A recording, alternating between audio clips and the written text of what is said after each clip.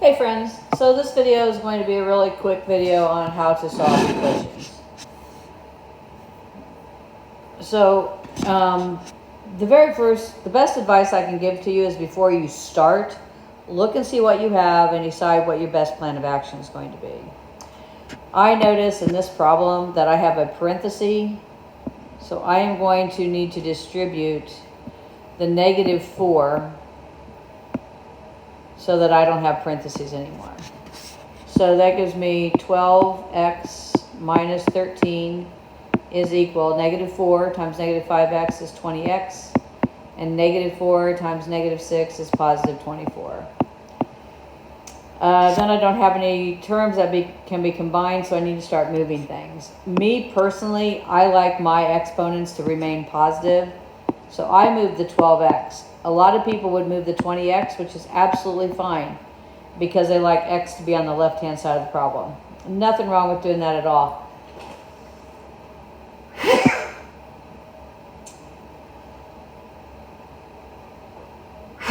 Excuse me. I know that some of the problems I have in math is with negative signs, so I would rather have my variable be a positive variable. So if I move the -12x over, then my x is going to end up being positive. Because I did that, then it's the 24 that I'm going to move here. And I don't know why negative numbers don't bother me nearly as much if they're not attached to a variable. So anyway, the 12x's cancel, the -13 and the -24 give me -37. The 20x minus 12x gives me an 8x, and the 24's cancel. And so then my answer is -37 divided by 8. And it doesn't reduce, so we're going to leave it that way. -37 divided by 8. So again, on this one, I would look, you know what, if you want, we could check that. Maybe, you know what, we're going to check it just to show you that it's right.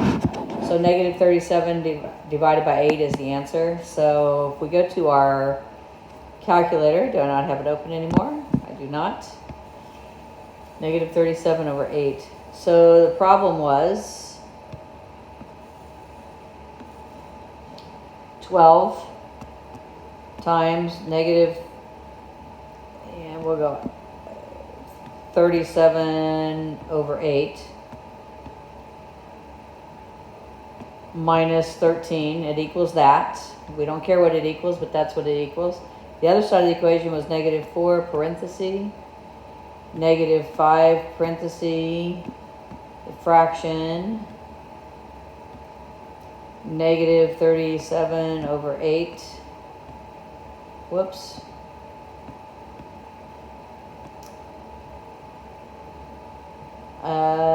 Minus 6, close that parenthesis. And that's going to equal, it didn't type in correctly, my bad. Dang it, okay. 12 parenthesis, fraction, 37 over 8, minus 13. That's the left-hand side of the problem. The right-hand side of the problem is -4, and then a parenthesis, and then a -5, and then a parenthesis, and then a negative fraction, 37 over 8, and then that is being subtracted by 6. And if the answer is -37 divided by 8, I should get the same answer. And I do, so I know I'm correct. All right, moving on to the video here, Mrs. Leonard. So let's go to number 9. Stop and look at number 9. I have parentheses. Those are going to be the first thing I'm going to tackle is the parentheses. So I'm going to take the -3 times 18. I'm going to take the -3 times 10. -3 times 18 is -54. And -3 times 10x is -30x. And then I got a -12. And then I have a -5x and a -22.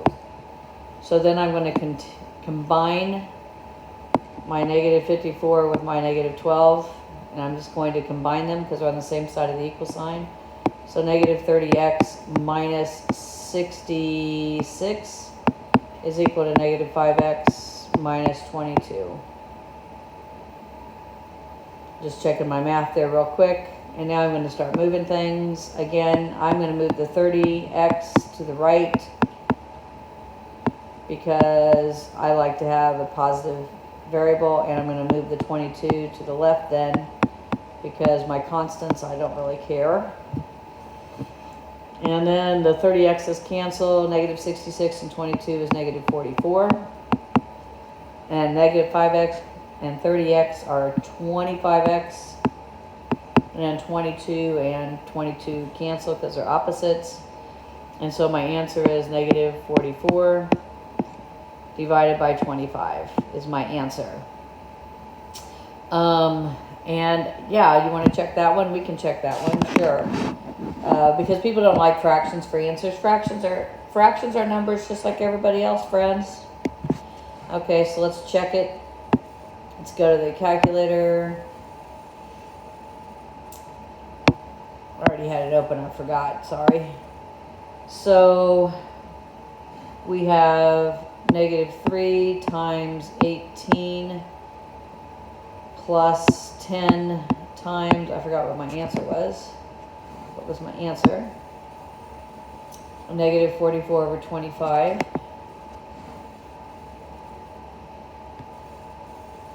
Oh, come on. Negative 20, I forgot already. Good golly. Negative 24 over, no, what was it? Negative 42 over 25, was that it? And then that fraction is going to be minus 12. And so I get negative 78 fifths. And then if I try the right-hand side, negative 5, parenthesis, negative fraction.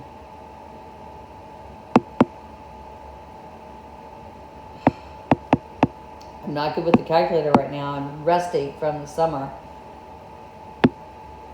42 over 25. Shouldn't say over, I should say divided by. And then minus 22. Oh, dang it, it's off by 10. Did I type it incorrectly? Negative 5x minus 22 and negative 3, 18 plus negative 42 over 25 minus 12. Okay, I got two different answers, so my work must be wrong. Let's go back and see if I can find it. Negative 44 over 25. Let's try negative 44 over 25. Okay. I do not like that it doesn't come back to me. It came back to me last year. They keep improving things, and it's making it bad. There. That's not it. That's it. Okay, so if I go to the first one, which was this, and change it to 44.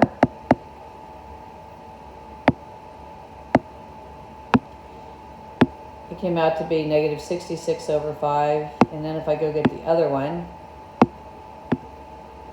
and change it to 44, is it negative 66 over 55? Yes. So my answer was correct. 44 over 25. Negative 44 divided by 25. So my answer was right. There was a whole long way to figure that out. So negative 44 over 25 is correct. Sorry, friends. Okay, last one. So again, look before you leap. If you look before you leap, you're going to notice that you have a plus here. But right here you have multiply. And order of operations says that multiply has to happen first. So we still have to get rid of the parentheses first. So we're going to take the positive 3, and we're going to distribute it, and we're going to take the negative 2, and we're going to distribute it. It is very common, friends. It is very common for people to try to put these two things together and call it 8, put these two things together and call it 6. That is very, very common. It is also wrong. Do not do that. Do not do that. Distributive comes before adding. Multiplication comes before addition. So the 5 remains with us. Whoops, wrong color, Mrs. Leonard. The 5 remains with us. 3 times 2x is plus 6x. 3 times negative 7 is negative 21. Equals 8. Negative 2 times 3x is negative 6x. Negative 2 times 10 is negative 20. Now we're going to combine like terms. I have a 5 and I have a negative 21. I'm going to combine those. I also have an 8 and a negative 20. I'm going to combine those.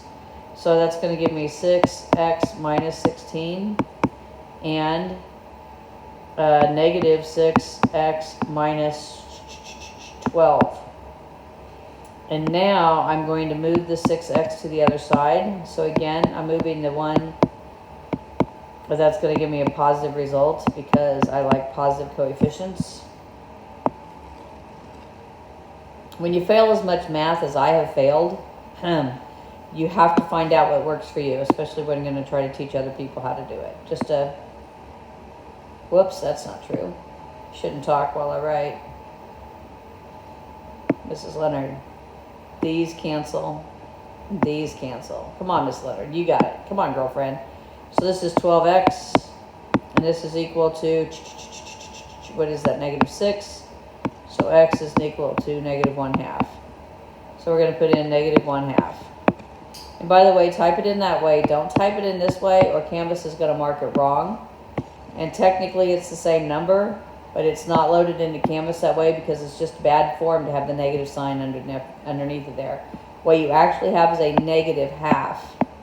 The fraction itself is negative, not an independent digit, not an independent number. So don't do that. Put the negative out in front if the fraction is a negative fraction. Okay, I think that's it on that, my friends. If you have any questions, email me or ask me in class. See you all later. Thank you. Why can't I ever turn off the video? There.